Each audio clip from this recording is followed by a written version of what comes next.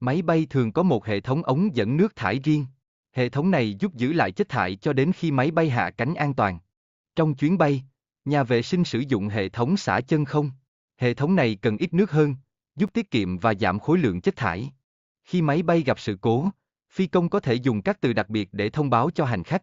Những từ này giúp hành khách cảm thấy bình tĩnh hơn trong những tình huống khẩn cấp. Cửa sổ hình oval giúp giảm sức ép và ngăn ngừa nứt vỡ. Điều này làm cho cửa sổ an toàn hơn cho hành khách. Có một lỗ nhỏ trên cửa sổ để điều chỉnh áp suất trong cabin. Nếu kính bên ngoài bị vỡ, lỗ này giúp giữ cho kính bên trong không bị hỏng. Sự thay đổi áp suất và độ ẩm ở độ cao lớn ảnh hưởng đến vị giác của hành khách. Vì vậy, thực phẩm trên máy bay thường được nêm gia vị nhiều hơn. Thuyền trưởng Berger là một phi công xuất sắc, đã cứu sống nhiều người trong những tình huống nguy hiểm. Ông là một hình mẫu tuyệt vời trong ngành hàng không. Việc sử dụng ghế phóng trong máy bay gặp nhiều khó khăn. Đây là một giải pháp tiềm năng nhưng không thực tế cho các chuyến bay thương mại. Trong tình huống khẩn cấp, hành khách chưa được đào tạo sử dụng dù thoát hiểm. Điều này có thể tạo ra hỗn loạn và nguy hiểm cho mọi người. Máy bay VV-173, hay còn gọi là bánh panca bay, có thiết kế đặc biệt giúp cất cánh và hạ cánh ở những nơi hẹp. Điều này rất tốt trong điều kiện khó khăn.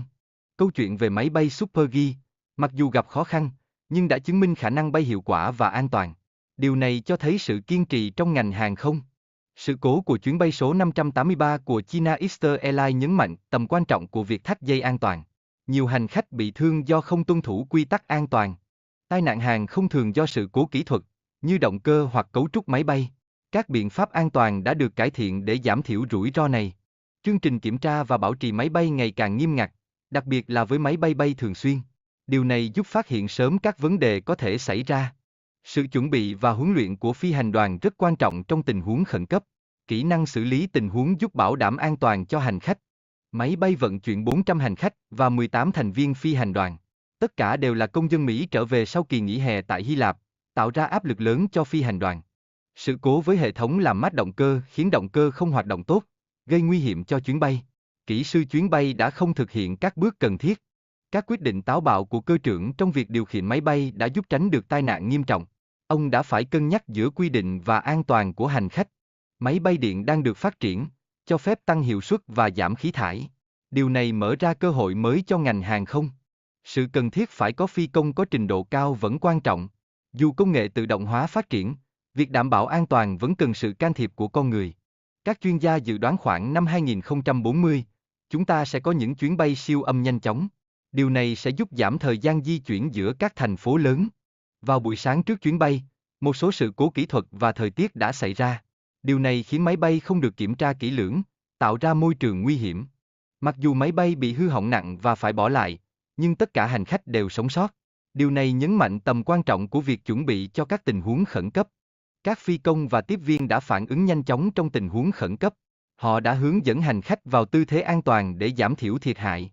Hành khách nên đếm số ghế giữa mình và lối thoát hiểm. Điều này giúp họ dễ dàng xác định hướng đi trong tình huống khẩn cấp. Cửa nhà vệ sinh trên máy bay có thể mở từ bên ngoài. Điều này rất hữu ích nếu cần can thiệp khẩn cấp với hành khách để đảm bảo an toàn.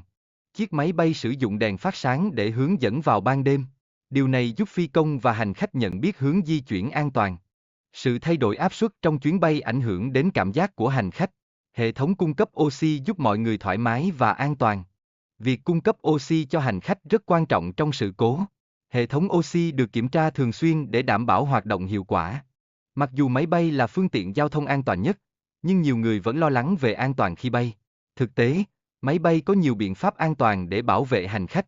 Máy bay có thể bay cao, nhưng không phải lúc nào cũng an toàn cho hành khách. Sấm sét có thể xảy ra, nhưng máy bay được thiết kế để chịu đựng. Khi máy bay gặp sấm sét, hành khách có thể cảm thấy lo lắng. Tuy nhiên, công nghệ hiện đại đã cải thiện khả năng bảo vệ máy bay khỏi tự nhiên. Hành khách có thể cảm thấy vị giác thay đổi khi bay. Áp suất và độ ẩm thấp khiến đồ ăn không ngon như trên mặt đất. Nhân viên mặt đất sẽ ngay lập tức có mặt khi có tình huống khẩn cấp để hỗ trợ. Họ phải biết cách nhận diện và ứng phó đúng cách. Các móc khẩn cấp trên máy bay giúp hành khách thoát ra nhanh chóng. Điều này rất cần thiết trong tình huống khẩn cấp để giảm thiểu thời gian cứu hộ. Máy bay có thể gặp phải vùng không khí bất thường, gây ra sự rung lắc. Điều này thường xảy ra khi hai khối không khí tốc độ khác nhau gặp nhau. Quá trình kiểm tra sức khỏe của phi công diễn ra thường xuyên để đảm bảo họ đủ điều kiện bay. Sức khỏe tốt là điều kiện tiên quyết cho mọi phi công. Việc sử dụng kính bảo vệ cho phi công rất cần thiết để bảo vệ thị lực của họ. Ánh sáng UV trong không khí ở độ cao lớn có thể gây hại nghiêm trọng. Hệ thống tự động lái giúp phi công giảm bớt gánh nặng trong những chuyến bay dài. Phi công vẫn phải theo dõi và điều chỉnh khi cần thiết. Khi các hãng hàng không mua máy bay, họ thường lắp thêm ghế để tăng doanh thu. Nhưng điều này có thể làm giảm không gian cho chân của hành khách. Cửa sổ máy bay không chỉ giúp quan sát mà còn quan trọng trong việc duy trì áp suất cabin. Nếu cửa sổ bị hỏng, áp suất bên trong có thể bị ảnh hưởng. Máy bay có nhiều loại đèn khác nhau để hỗ trợ bay an toàn. Những đèn này bao gồm đèn hạ cánh và đèn tín hiệu giúp phi công và các máy bay khác nhận diện. Montana có nhiều bò hơn người, thể hiện sự khác biệt trong cuộc sống và nghề nghiệp ở đây. Khung cảnh nông thôn rất đặc trưng cho vùng này. Florida nổi tiếng với các cơn lốc xoáy và đặc điểm sinh thái độc đáo như cá sấu. Điều này làm cho tiểu bang này trở nên đặc biệt trong hệ sinh thái. Mọi người thường tiêu thụ thực phẩm trong sân bay, nơi có nhiều cửa hàng miễn thuế. Điều này cho thấy tầm quan trọng của trải nghiệm mua sắm tại sân bay. Hệ thống phanh máy bay không chỉ dựa vào phanh thông thường, mà còn cần nhiều phương pháp khác để hạ cánh an toàn. Điều này giúp máy bay hoạt động hiệu quả hơn. Máy bay có thể gặp phải sấm sét, nhưng hệ thống bảo vệ giúp giảm thiểu tác động xấu. Điều này chỉ để lại dấu vết cháy trên bề mặt máy bay. Khi bay ở độ cao lớn, áp suất cabin cần được điều chỉnh. Thiết kế cửa sổ tròn giúp chịu tải tốt hơn. Nhiều vấn đề có thể xảy ra nếu hành khách không tuân thủ quy định, như gửi hành lý đến nhầm quốc gia. Điều này có thể gây ra rắc rối lớn cho hành khách. Nhà bếp tại sân bay thường hoạt động 24/7 để chuẩn bị thức ăn cho hành khách. Việc lên kế hoạch cho thực đơn từ một năm trước là rất phổ biến.